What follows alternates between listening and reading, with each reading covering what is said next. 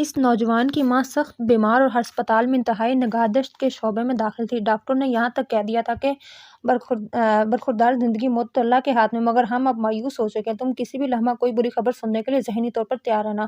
رات بھر گزرنے کے صبح ماں سے ملاقات کے لیے ہسپتال جاتے ہوئے نوجوان راستے میں ایک پیٹرول پمپ پر رکا۔ پیٹرول بھروانے کے لیے اپنی باری کا انتظار کرتے ہوئے اس کی نظر سروس شاپ کی دیوار کے پاس پڑی، جہاں ایک بلی نے خالی ڈبے کے نیچے بچے رکھے تھے۔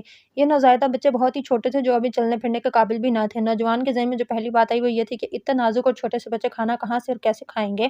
یہ خیال آتے ہی اس نے اپنی کار ایک طرف ہٹا کر بند کی، دکان سے جا کر مچھلی کا ایک ڈبہ خریدا، کھول کر اسے بلی کے بچوں کے پاس رکھا۔ بچوں نے کھانا شروع کیا تو وہ خوش ہو کر اپنی کار کی طرف گیا اور پیٹرول بھروا کر ہسپتال جا پہنچا۔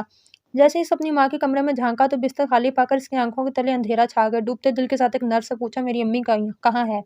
نرس نے کہا، تیری امی کی طبیعت موضوعاتی طور پر سنبھلی تھی، اسے جیسے ہی ہوش آئے تو ڈاکٹر نے کہا تھا کہ اسے تازہ ہوا لینے کے لیے باہر لے جاؤ، تو ہم نے اسے کوریڈور سے باہر لان میں بٹھا دیا ہے، تم اسے جا کر مل سکتے ہو۔ نوجوان بھاگتا اپنی ماں کے پاس پہنچا، اسے سلام کیا، حال احوال پوچھا تو اس کی ماں نے کہا، بیٹے آج صبح میں نے خواب دیکھا کہ ایک بلی اور اس کے چھوٹے چھوٹے معصوم بچے آسمان کی طرف ہاتھ اٹھائے میرے لیے دعا کر رہے ہیں، بس یہ خواب دیکھتے ہی میری آنکھ کھل گئی اور باقی کی صورتحال تم خود دیکھ رہے ہو۔ اور نوجوان کی حیرت بھری خوشی کے ساتھ اپنی ماں کی باتیں سنتا اور اپنے دل کو ٹھنڈا کرتا رہا۔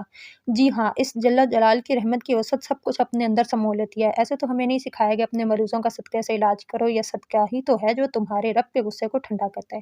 گائز، اگر آپ کو میری یہ ویڈیو اچھی لگی ہے تو ویڈیو کو لائک کریں، شیئر کریں، چینل سبسکرائب کریں، دعا میں یاد رکھیں۔